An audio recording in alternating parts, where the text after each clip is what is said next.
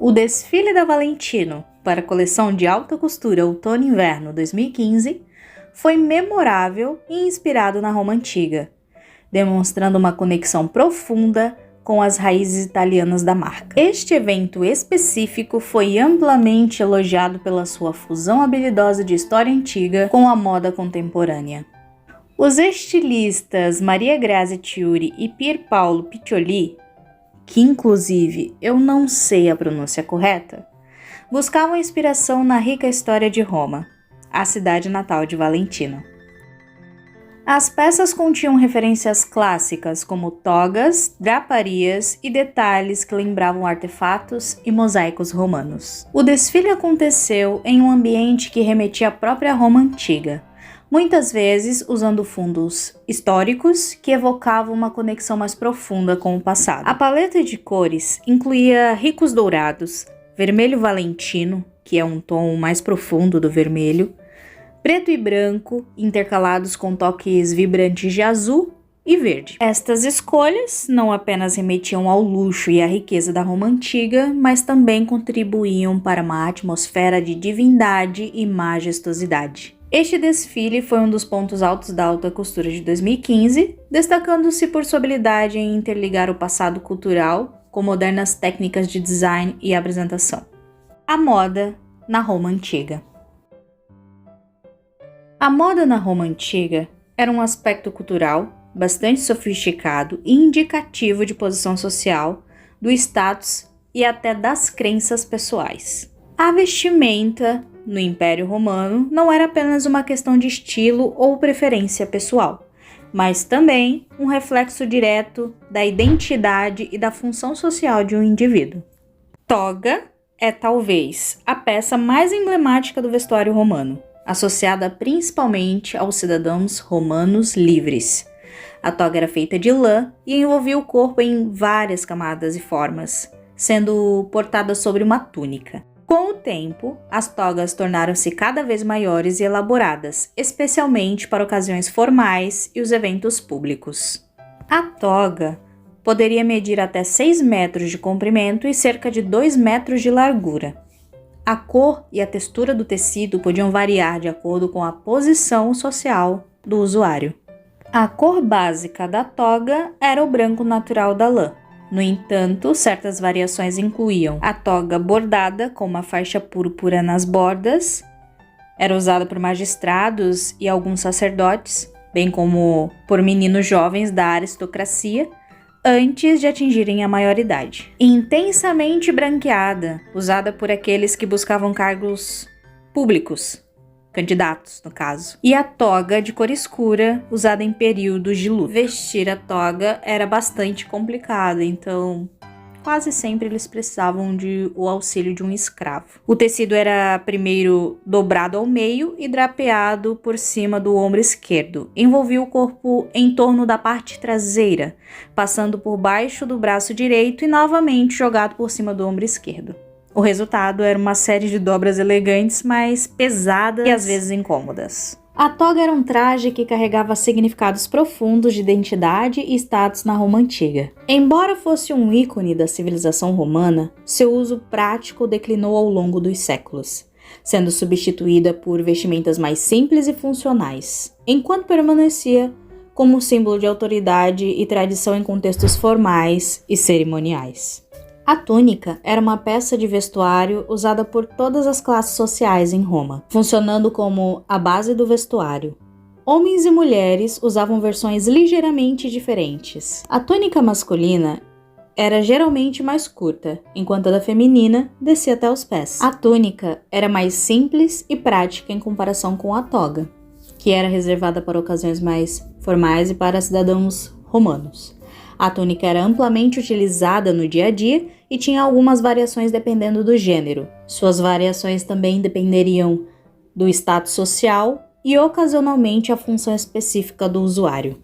As túnicas eram comumente feitas de lã ou linho, sendo a lã mais frequente no clima mais frio e o linho preferido no verão devido à sua leveza e capacidade de respiração. As túnicas de seda eram reservadas para os muito ricos. A túnica era basicamente uma peça de tecido retangular com coberturas para a cabeça e os braços. Geralmente, chegava até os joelhos para os homens e até os tornozelos para as mulheres.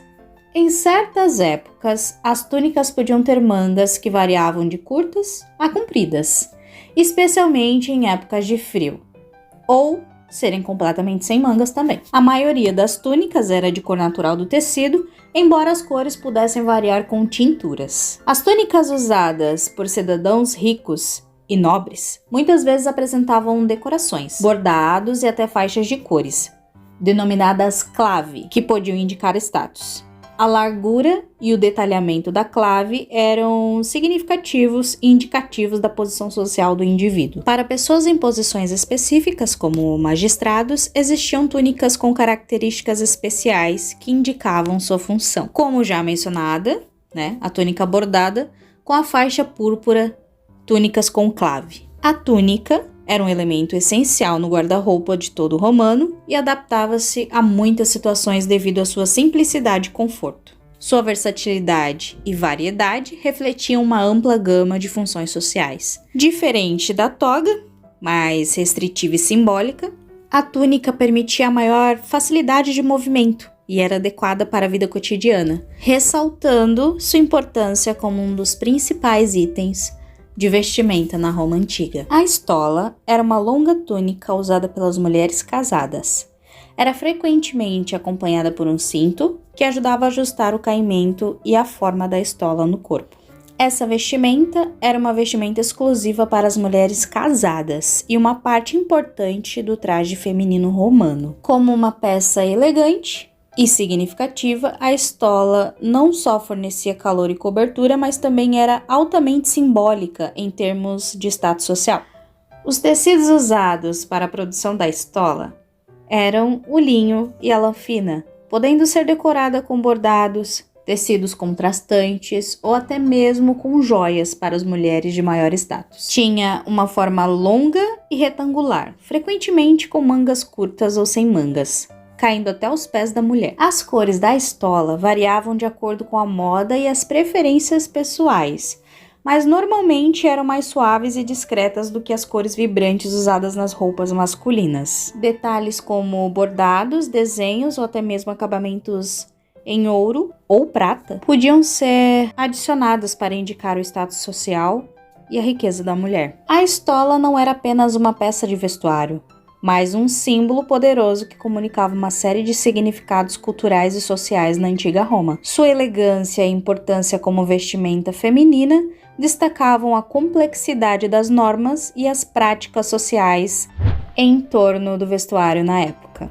A pala era um manto ou um chale usado pelas mulheres romanas na Roma Antiga, muitas vezes combinado com a estola, a túnica e os outros acessórios para compor o traje completo. Este elemento do vestuário não apenas agregava calor e conforto, mas também desempenhava um papel significativo na moda, na modéstia e na expressão de status social. Os sapatos na Roma Antiga eram bastante diversificados e refletiam também o status e a atividade dos seus usuários. O calçado conhecido como crepidae na Roma Antiga era uma forma de sandália. Estas sandálias eram tipicamente feitas de couro e possuíam solas grossas que eram muitas vezes reforçadas com taxas de metal para aumentar a durabilidade. Elas tinham tiras que passavam sobre o pé e em torno do tornozelo para segurar o calçado no pé. Os crepidae eram usados tanto por homens quanto por mulheres e o estilo e a decoração podiam variar consideravelmente, refletindo o status e a riqueza do usuário. Alguns eram adornados com metais preciosos ou pedras, enquanto outros eram mais simples e funcionais. Este tipo de calçado era adequado para o clima mediterrâneo na Roma Antiga, proporcionando proteção para os pés enquanto permitia ventilação. Além disso, eram práticos para caminhar sobre as variadas superfícies urbanas e rurais do Império. A solea era um tipo de sandália usada na Roma Antiga, caracterizada por sua simplicidade e uso prático. Diferente dos calçados mais elaborados como o calceus, a solea era essencialmente uma sola plana que protegia a planta do pé. Era feita geralmente de uma única peça de couro. A fixação da solea no pé era feita por cordões ou tiras de couro que passavam sobre o pé e entre os dedos, muitas vezes amarrado em torno do tornozelo. Esse design básico facilitava o calçário tirar do calçado, tornando muito prático para o uso de dentro de casa ou em situações em que o usuário precisava frequentemente remover os sapatos, como ao entrar em casas ou templos, onde era costume deixar os calçados na entrada. Embora simples, a soleia podia variar em termos de qualidade e material, dependendo do status social do usuário.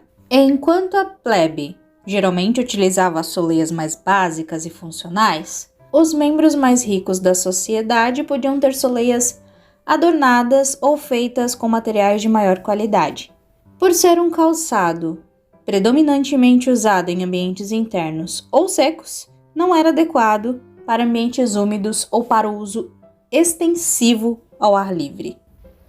O calceus era um tipo de sapato fechado muito popular entre os cidadãos romanos, especialmente aqueles de classe social mais elevada.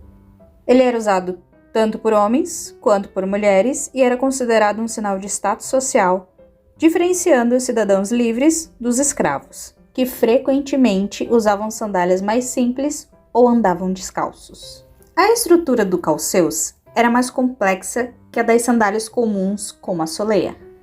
Ele era fechado na parte de cima, cobrindo a maior parte do pé, e podia ser preso com tiras de couro ou cordões que eram amarrados em volta do tornozelo, subindo às vezes até a perna, dependendo do estilo e da função.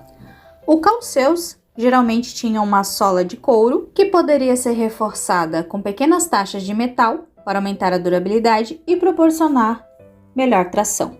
Esses sapatos eram feitos de uma variedade de cores e poderiam ser decorados com várias técnicas, incluindo gravação em couro e a aplicação de metais preciosos, o que os tornava bastante distintos e personalizados.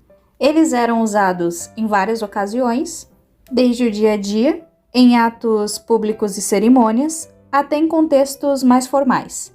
A complexidade e a qualidade de um calceus poderiam indicar claramente o status e a riqueza de seu usuário, no contexto da sociedade romana. O caligae era um tipo específico de calçado robusto, usado principalmente por soldados romanos, mas também por alguns civis, especialmente aqueles envolvidos em trabalhos pesados. Este calçado era essencialmente uma sandália militar, feita para ser durável e adequada para longas marchas e terrenos variados. Eram feitas principalmente de couro grosso, tinham numerosas tiras de couro que formavam uma rede sobre o peito do pé, enquanto deixavam o restante do pé relativamente exposto para a ventilação. Isso era particularmente útil em climas e condições quentes, ajudando a prevenir problemas como fungos e bolhas. A sola era grossa e muitas vezes reforçada com pregos de metal. Esses pregos não apenas aumentavam a durabilidade, mas também proporcionavam tração adicional em superfícies escorregadias ou macias. As caligae não eram consideradas confortáveis para uso prolongado em ambientes urbanos, sendo preferidas outras formas de calçado, como o calceus ou a soleia. As joias eram comuns tanto para homens quanto para mulheres e incluíam anéis, brincos, pulseiras e colares. As peças eram frequentemente feitas de materiais preciosos e pedras e podiam indicar tanto riqueza quanto status.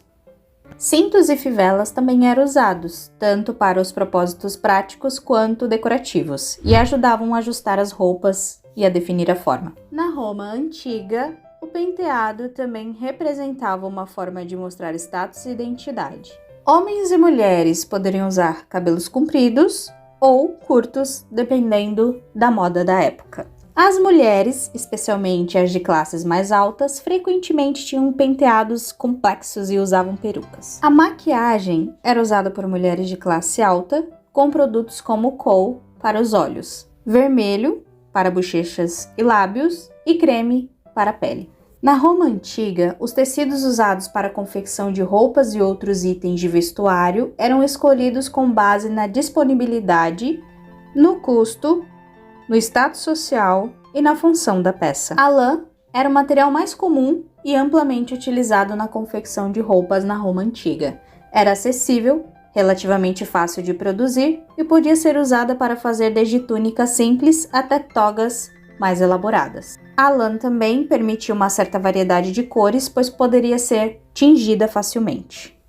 O linho era outro tecido popular, especialmente apreciado durante os meses de verão, devido à sua leveza e capacidade de permitir a respiração da pele. Era comumente usado para fazer túnicas e outras peças de vestuário diário. O linho era importado do Egito e das outras áreas do Mediterrâneo Oriental, sendo considerado de alta qualidade. Embora muito mais cara e rara, a seda era o tecido de luxo por excelência dentre a elite romana. A seda vinha principalmente da China, através das rotas de comércio conhecidas como Rota da Seda. Era um indicativo claro de riqueza e status, e frequentemente usada por mulheres de alta sociedade em suas estolas e outras peças de vestuário elegantes. O algodão era menos comum e era usado principalmente nas províncias orientais do Império Romano, de onde era originário. Com o tempo, sua utilização se espalhou, mas nunca superou a lã e o linho em prevalência. Peles e couros eram usados principalmente para a confecção de calçados, cintos e para vestimenta militar, como as armaduras e o caligai. O couro era valorizado por sua durabilidade e era essencial em vários itens de uso diário de soldados e viajantes. A moda romana não era estática e absorvia influências de várias regiões do vasto Império Romano. Com o tempo, elementos do Oriente e outras culturas incorporaram-se ao estilo romano, refletindo a expansão do Império e os intercâmbios culturais resultantes. A moda na Roma Antiga era assim: um espelho da complexidade da sociedade romana, variando significativamente ao longo de séculos e refletindo mudanças em normas sociais, influências externas e desenvolvimentos internos.